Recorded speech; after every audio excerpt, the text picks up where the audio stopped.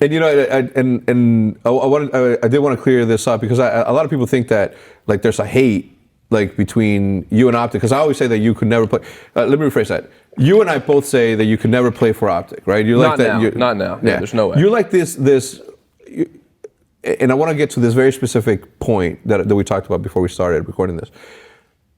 Not because I don't respect you, because I respect you a ton. Not because I don't believe in your talent, because anybody who doesn't respect your talent is a fucking moron, right? You're a proven, whether they like you or not, they can't take away the fact that you have the skills to make whatever. You're a team building mastermind. So it's not because of any of that. It's just that in the story of Call of Duty, in the story of every sport, you need the Yankees versus the Red Sox. Right. You know, the way that you have the Envy versus Optic rivalry, right? Like it's that sort of thing where it has nothing to do with you as a person. It's just like for the betterment of Call of Duty, you need those sort of rivalries, and that's why I've always said that about you specifically.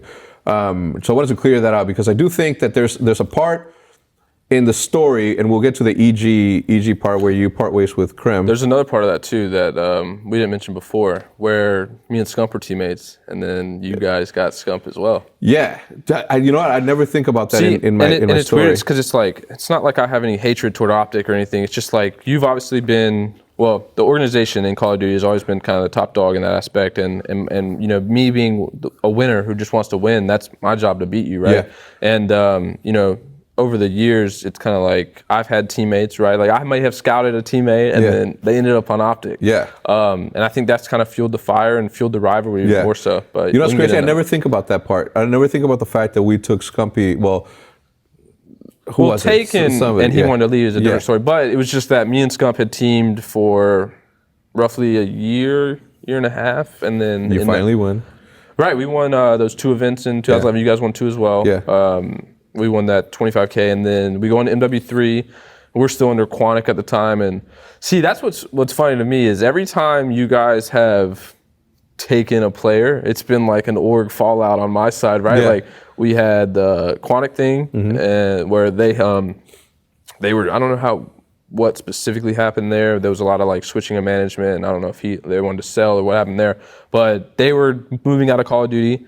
So that obviously made our roster kind of volatile and up in the air. Yeah. And then the same thing with EG in 2014. It's kind of like the same story. Yeah. All right, let's not get too far because the Cole one broke first, and then the EG broke up next, right? What do you mean? So your breakups with the team, because EG was when you finally. Well, I was saying Quantic. Quantic and then okay. EG. Yeah. Okay. Because Cole was kind of like the same team. We just transitioned. Yeah. Because.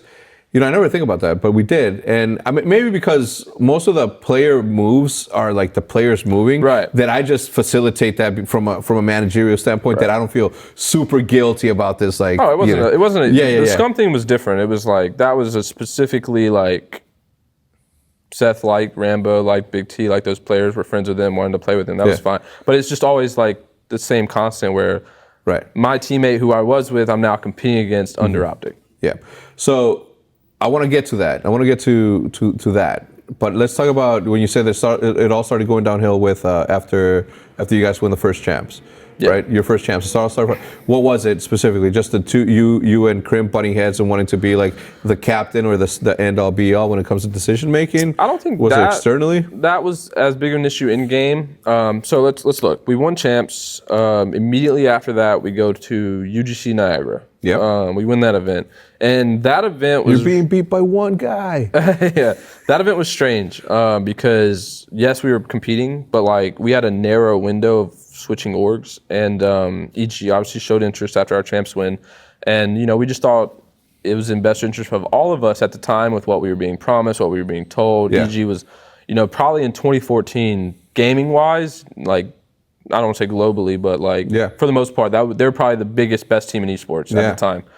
They were in every game. They had the best sponsors. It was, you know, they were the golden boys. Alex Garfield's a fucking genius. Yeah. And so, you know, we spent a lot of that time leading up to Niagara and even after Niagara, you know, talking with EG and Alex and kind of, you know, planning our year if we were to make that switch. And then, and right after that event, we won. We made that switch, and then fly us out to San Fran, and we kind of get like the bad news of where it's like it's on hold, right? Like all those plans that we had were kind of on hold, and I think that kind of started us off on a bad foot. Yeah. We were hopeful, obviously. Like we were being told, it's on hold. Like we'll get it figured out. And then that just kind of led, and then MLG bought, or I don't know if they bought the rights, but they acquired the rights to all streaming for Call of Duty. EG at the time sponsored by Twitch, so we kind of were shut out of that. There was no option for us to do that. I remember you couldn't stream, and you streamed just your webcam, right? Yeah, or something like that. I streamed a black screen with like the game audio and like text. Like I think one of the things, and looking back, it was funny. I had like "fuck you, Adam Apicella" on my stream in text chat, and that got me a fine. But that was like a funny thing. But me and Adam are actually really good friends today. But that was like back then. It was just like there's so much involved, moving parts that kind of limited us to what we could do. But yeah, so we were sponsored by Twitch. So if we streamed on another platform, we were breaking our contractual rights to EG. Yeah. We obviously couldn't sign with MLG TV, which they were forcing to, stream on their platform. And that was at the time, affecting our livelihood, right? Like salaries then were not anything crazy. I think, it's crazy looking back. During our whole complexity run, I think we were on like $500 a month, and we were the only team that was on salary at the time. It was like 2013 and 2014. It was super low. And then, we were promised a big raise once EG bought us out. Things were changing, and then it was on hold, and we couldn't stream. That was affecting income, and I know Krim was super mad about that because his stream started to do really well. Yep. His whole like funny personality, robotic, whatever, was starting, and just tensions kind of got really high, and we were still expected to win. We go to X Games, we lose, so we're all pissed about that. Who'd you guys lose to? You guys, we lost to. That's funny, bro. We lost to two teams that event. You guys and someone else, or maybe no, single elim. So we only lost to you guys. Yeah. So we got bronze. You guys got gold. And then we go into Anaheim. We get our revenge. We win. And then there's kind of like that break, and that Anaheim was so heartbreaking, bro. Oh, I know. In that, the Octane Dom. Yeah, the comeback. Octane domination, the bro. Comeback. We were so hyped, and then all of a sudden, just everything went to shit, bro. Because that was gonna force a game 5 if y'all won that map. Yep. And y'all were, I don't want to say you were the better S&D team, but that would have been a better matchup because you guys had to play us on our best map, which was Octane. You came out hot, got the lead, and then that comeback happened. But yeah, so, and then there was a break. And obviously a lot of people didn't know Damon was having a baby at the time. We had known, because obviously he's our teammate, since champs or whenever we were told. But we were having to miss an event. It was the UMG Dallas. Are you sure it wasn't a European one? Oh, no, you're right. We went to Gfinity as well. Yeah. So it's Anaheim went to Gfinity. T proposed to Deej, who's now his wife. Yeah. And then that's when it happened. That's when Damon's baby Bella was almost due. I think it was like a month out. So we were missing UMG Dallas. Yeah. And us being competitors, bro, everything's like, as you're telling this, I'm seeing everything just like sort of, like falling on you. Like you're doing everything right, including winning. We're still fucking dealing with the EG stuff, the MLG stuff, not being able to stream. Team's proposing. I think we got like 5th or 6th that event. And then Krim also moved right before that to the EG house, like, trying to get things going, the ball rolling for things to, because we were playing a team long term. I think that's what a lot of people don't understand is like, as a team at that time, we were good, we were set. But anyway, the UMG Dallas comes up. We are told we're gonna miss it. We try and get a replacement for Damon for that event, and I think that's where we fucked up because that's where. I want to say we didn't burn a bridge with Damon, but that's kind of like when Damon fell on the outs of our team. Obviously he's having a child, like totally understandable. Yeah. We just, wanted to get a replacement. I think that's when we hit up Scump to see if Scump would play. Yeah. We ended up missing that event, but that's kind of like when the turmoil in the team started, because then Damon kind of, didn't like that, obviously. But we then went into season 3, the online league for Ghost, and this is where I would take my responsibility in it. Like, I just got to a point where I didn't give a fuck. Like, I was pissed. Things weren't going right. Like, our contracts were up. There was no guarantee of anything. And it was just kind of like we had this perfect formula. We were winning, everything was great, and then you're looking like 4 months or you're looking back 4 months ahead, like we're in a shit spot. We're having nothing's going right. Our team's in turmoil. So the online league happens. That's when I got suspended a few games for like talking dumb on Twitter or whatever it was. And then we missed season 3 playoffs, and that was kind of like the final straw.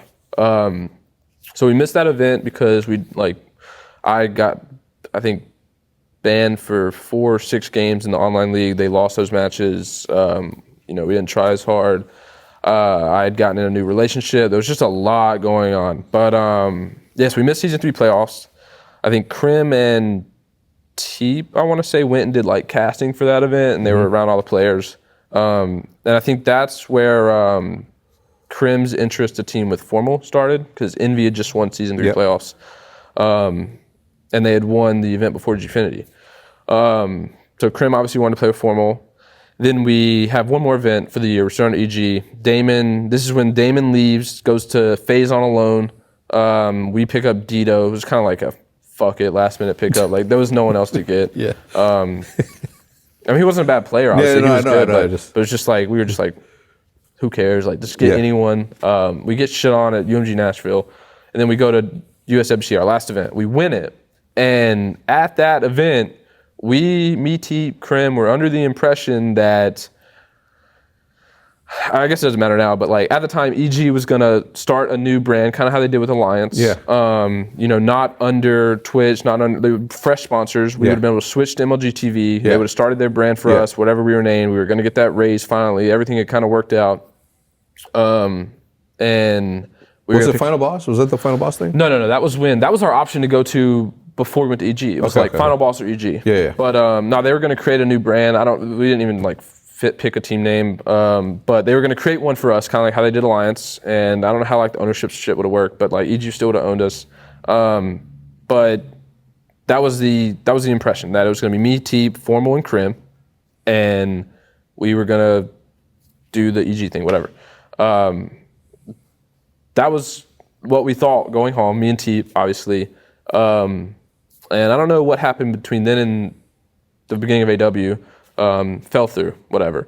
So then we're getting back, we're talking with EG, and like obviously now we know everything's done. You guys are you purchased all the contracts, actually.